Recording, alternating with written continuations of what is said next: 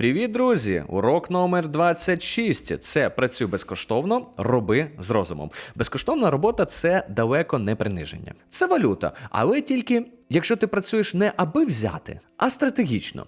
Лише братися за те, що реально окупиться. Це що? Це кейси, досвід, користь і найголовніше – зв'язки.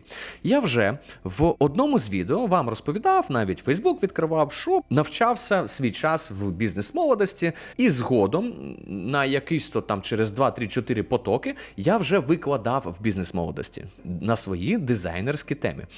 А як ви вважаєте, коли я проходив ці курси, і саме організатори просили б мене зробити щось безкоштовно, це логічно відмовлятися чи ні? Нелогічно, мій друже. Так, я робив безкоштовно, і це було дуже стратегічно. Я робив якісь лендоси під офери, я робив головну сторінку бізнес-молодості. І до чого мене це все привело? Ну, по-перше, я викладаю сам в бізнес-молодості. По-друге, я розумію, що через них проходять, не тисячі, а десятки тисяч людей. І кожного разу, якщо комусь запотрібен був сайт, вони кому йдуть? Викладачу. Викладач кого радив? Ну, звичайно, мене. Оце я називаю здраво зробити щось безкоштовно. І я не раз робив роботу без оплати. І це мені не завжди приносило більше, ніж платні замовлення.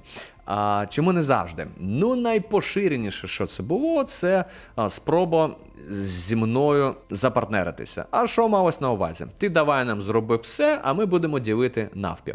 Одна з таких компаній була в Дніпропетровській, я їздив на виступи, і в журі сидів, і доклади там на тему дизайну читав. Але в чому парадокс? Я запартнерився з людиною, яка зібрала команду. Контекстологи, СММщики, і я був дизайнер. І, це жах. Після виступу, звичайно, основна ціль була продати свої послуги. І мої колеги, контекстологи, що роблять? Всі, хто сидів в аудиторії, зразу давали договір підписати на розробку сайтів. Боже, мені просто соромно було, коли це побачив. Зі мною це ніхто не обговорював. А там фішка в чому була, що якщо я розробляю цей сайт, я половину забрав собі. На той час це було 12 тисяч, тобто 6 тисяч я забрав собі. Приблизно там 14-15 рік. Прикиньте, я прийшов послухати, і мені тичуть договір на розробку сайтів, це найгірше, що могло бути. Як ви думаєте, хоч хтось підписався? Чесно кажучи, да, одна людина яким-то чудом підписала, тематика була ораторське іскусство. Коли можна працювати безкоштовно? Є лише, мій друже, три реально нормальні причини. Перше, це, я сказав, якщо ти відчуваєш користь від цього. Друге, проект надає тобі зв'язки або доступ до дуже великої аудиторії. І третє, мій друже, це лише на старті, якщо тобі треба хоча б щось. Але не пиши своєму однокласнику Васю, що давай я тобі зроблю сайт. Ні, воно тобі нічого не дасть. Не треба ноунеймом робити сайти, треба щось робити для портфоліо. І коли не можна працювати безкоштовно? Також в прошлому році була дівчинка, замовила у мене сайт, там по продажу машинам, китайські електрокари. І ось зараз я вам надам декілька шаблонів, і по кожному шаблону там щось було сказано. По-перше, це, звичайно, хочу як у Apple. По-друге, я все знаю, все розбираюся. У мене дуже великий досвід і в розробці. А тут питається, а нафіга ви мені взагалі тоді написали? Далі, що вона казала? Що це дуже прикольна робота буде в твоєму портфоліо. Я їй кажу, так, без імен, у мене вже настільки великий досвід, що мені навіть впадло роботи додавати до свого портфоліо. А ви мені кажете, що давай зі мною працювати, бо це дуже прикольна буде робота в твоє портфоліо. Я тобі принесу ще 10 кейсів. Давайте лаконічно, повірте, не дадуть. Далі, коли нельзя працювати безкоштовно, це у нас нема бюджету, але робота, вона дуже проста. Ні.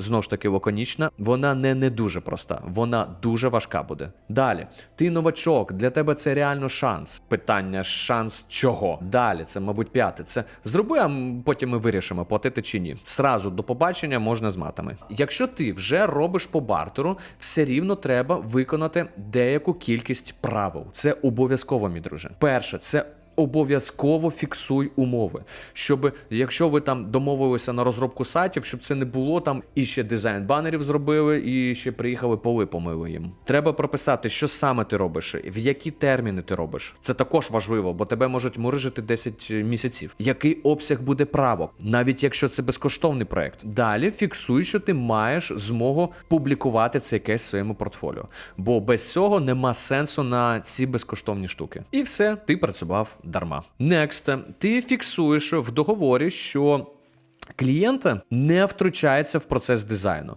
оскільки саме той випадок, коли він не може, а ти можеш, і він буде твоїми руцями робити цей дизайн сайту, який ти 100% не закинеш в своє портфоліо. Тоді це взагалі робити. Якщо ти не будеш це робити, ти дуже швидко вигориш. Бо ти робиш, як хоче клієнт. Ти навіть не кайфуєш від цього. Вже і так, вибачте, я це безкоштовно роблю, так ще і кайф від цього не повинен получати. Чесно, я дуже багато можу вам розповісти про мої проекти, які я робив безкоштовно. На жаль, їх було дуже багато, які не стрельнули. Це не завжди можна відчути на початку. А принесе мені це користь чи ні?